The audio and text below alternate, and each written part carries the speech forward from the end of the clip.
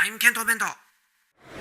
This video is sponsored by Hi Native. Learn languages for free with the Hi Native app. Asia is the largest and most populous continent in the world. From the physical extremes to the cultural. It's a continent that has shown tremendous diversity from one end to the other. But what exactly counts as Asia? Where are the Asian borders? In a previous video, I started defining the borders in a clockwise direction from East Asia, through the boundaries bordering Australia and Africa, ending on the eastern coast of the Mediterranean Sea. If you want to know where exactly the Asian borders lie in those regions, the link is in the description below. In this video, we'll continue on in our journey to Europe. Stick around to the end for more details on this Asian border series. So let's start where we left off, between Egypt and the Gaza Strip. With Asia being so large and diverse, the continental division can often have more to do with human geography than physical geography. And there's no better example of this than the controversial Asia-Europe border. Now, continents are large, continuous, discrete masses of land ideally separated by expanses of water. So we can see how all of this is within Asia. Palestine, Israel, Lebanon, Syria, and Turkey. Actually, I'll get into Turkey in just a minute. Keep your eye on this red borderline, as everything contained within will be considered part of Asia, and everything outside belongs to a different continent. Okay, but what about the island country of Cyprus? Since most major islands by convention are associated with a continent, Cyprus is usually placed in Asia. I say usually because while Cyprus's proximity to the rest of Asia makes it Asian to many people, it is sociopolitically a European country. Cyprus was admitted to the Council of Europe in 1961 and is politically a member of the European Union since 2004. Sure, it's a little further away than the rest of the EU countries, but according to the EU's own requirements, cultural and geographic definitions of Europe are intertwined and thus are subject to political assessment. Now, for the sake of this video and due to its physical geography, I'm still going to place Cyprus in Asia. Keep in mind, as with much of the Asia-Europe border, this is not definitive and can be open to interpretation. Moving on to Turkey. If we follow the continuous landmass, we can trace the Asian borders along the Aegean Sea, the Dardanelles, and the Sea of Marmara, up to, for now, the Turkish city of Istanbul. We know Greece and Bulgaria are part of Europe, so the continental division should be somewhere here, which would put at least most of Turkey in Asia. As for these islands, it's a lot easier to place the divide along country lines. Most of these are Greek. But of course, just like for Indonesia, it's debatable. If we take into account a combination of factors, including mainland distance, island clusters, and just having more of a continental consistency with other archipelagos, you'll see that quite a few Greek islands can be claimed by Asia, including Chios, Samos, and Rhodes.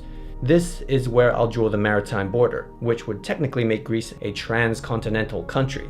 And speaking of transcontinental countries, back up here, the continental border is usually placed here, instead of at the Greek and Bulgarian borders, splitting Turkey into Asian Turkey and European Turkey. This actually makes sense historically and geographically. If we zoom up on Istanbul, you can see the narrow Bosphorus Strait, an internationally significant waterway, already creating a clear natural divide between the two sides. This is unlike the man-made division of, say, the Suez Canal. Not only does all this make Turkey a transcontinental country, but it also makes the cities of Istanbul and Çanakkale transcontinental cities. As for whether Turkey as a whole should be considered Asian or European, if we had to choose one, that's probably too complicated a topic to get into now, but I may do a video on it in the future if enough people are interested. Now, this is where things get even more complicated. Since there is no significant geographical separation between Asia and Europe from the point of the Black Sea onwards, the border becomes largely an arbitrary, historical, and cultural construct. And this is a big part of why many people feel Asia and Europe should never have been considered different continents to start with. But let's try to answer this anyway. Where should the borders be? If we go with the most long-standing traditional border convention, I'm talking historically throughout the ages, since the time of Strabo and Ptolemy, you have this route. Continuing along the coast of the Black Sea and through the Kerch Strait, you find the Sea of Azov. We're now in Russia. You follow the Don River and Volga River to the Samara Bend, move across the highland ridges of which I cannot pronounce, then finally follow the peaks or crest of the Ural Mountains all the way to the Arctic Ocean. Here, Russia is split into Asian Russia and European Russia. Now, maybe you feel that the boundary should be defined more along large bodies of water, such as the Black Sea and Caspian Sea. And since the Kumamanich Depression is a valley that once upon a time connected the two into an even larger body of water, perhaps we should instead have the border move through the Kumamanich Depression along the Caspian coast, and from there, the next best option might just be following the Ural River up to the Ural Mountains, then once again reaching the Arctic Ocean. This time, both Russia and Kazakhstan are split up. Okay, 2 choices so far, but we do have a third. We see that the Ural Mountains divide is the only natural feature that isn't much disputed, and for good reason. So in keeping with mountainous divides, maybe here the peaks of the Greater Caucasus Mountains is the way to go instead of the Kumamanich Depression. And you could also argue that just like the Urals, it's the most prominent natural feature in the region. Now from here, it's the familiar path along the Caspian coast and Ural River to the Ural Mountains. I should mention though that some note the eastern foothills of the Ural Mountains as the borderline instead of the peaks. Right, this leaves us with 3 options to choose from: the classical, the water-centric, and the mountainous. Actually, there's even more, but these are the main 3. For this video, I'm gonna go with the one favored by most modern-day geographers, and that's the last one, along the Greater Caucasus Mountains. You can see this puts Georgia and Azerbaijan physically in Asia, with a few bits and pieces technically in Europe. This can seem odd as the 2 countries, along with Armenia, are often considered more European by many people, for reasons historical and socio-political. All 3 are in the Council of Europe, the EU's Eastern Partnership, and most importantly, the Eurovision Song Contest. Azerbaijan even won it in 2011. So you can see how some are adamant that the borders be drawn along country lines. Of course, this completely neglects the concept of a natural continental boundary, which is important since, as we know from history, state borders can change over time, but natural borders, well, they stay relatively consistent. Moving along to Kazakhstan, the provinces of Atirau and West Kazakhstan extend on both sides of the border, making it clearly transcontinental. But still, Kazakhstan is mostly associated with Asia due to the cultural and geographic similarities to other Central Asian countries. If we zoom up over here to the Ural River Bridge in the city of Orenburg, Russia, you'll actually find that on one side of the river, it is labeled and marked Europe, while on the other side, it's Asia. Now, I'm not going to get into whether Russia is considered Asian or European for reasons similar to Turkey, but it is clear that physically, there's a greater part of it lying in Asia. So let's continue the borders over in this North Asian region.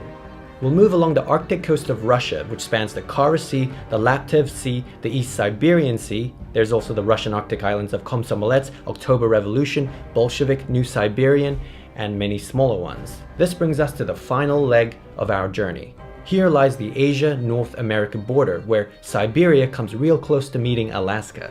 This actually isn't as straightforward as you might think, and I've decided to cover this final portion in a separate Part 3 video. I'll be connecting it back to where we started off in East Asia, so make sure you're subscribed to get that. Now, on this channel, we talk a lot about different countries, of which there are of course many spoken languages, which brings me to our awesome sponsor for this video, Hi Native. If you're trying to learn a new language, you'll find this super useful. It's a free language learning app where you can get help with over 110 different languages from across the world. It's really a great app as you can actually communicate with native speakers of the language. Nina over here can't stop using it. She's trying to learn Japanese for our trip to Japan next week. Nihongo. This is how it works. You create a profile, you choose your native language and any others you may have proficiency in, then you choose which language you want to learn. From there, you can either get help from natives of that language, or you can help others with learning your language. You can ask for translations, phrase meanings, grammar, questions about local culture, really anything you want. And this is all made easier with ready set question templates that you can use. Okay, get this, you can even record your voice and ask if your pronunciation is good or not so good. And the native community can give you real-time feedback. For example, all right, so what do you like eating? Apples. Okay. Okay, so apples. I thought you'd say that, so why don't you say this line? Alright, I'm gonna try. 私はリンゴを食べたい。私はリンゴを食べたい。Sound good. Then post. So they can rate your pronunciation and give you pointers if needed. Oh, 4 people have responded. Yeah, already. Oh, I'm Japanese. No, you're not Japanese. I'm officially. No, these people are being generous to you. I would have given you the second one. What? A little unnatural. You can download Hi Native on iOS or Android or even use it on any web browser. Keep in mind, you can sign up for this with your email, Twitter, or Facebook account. A premium version is available if you're keen on those extra features. And if you haven't already seen the first Asian Borders video, well, you can click on top to watch that. Otherwise, click the one below if you prefer something else. I hope you enjoyed this topic, and if you have any questions or thoughts about anything that I've mentioned, let us know down below. Thanks for watching, hit that like button, and stay tuned for more interesting Asian-y videos.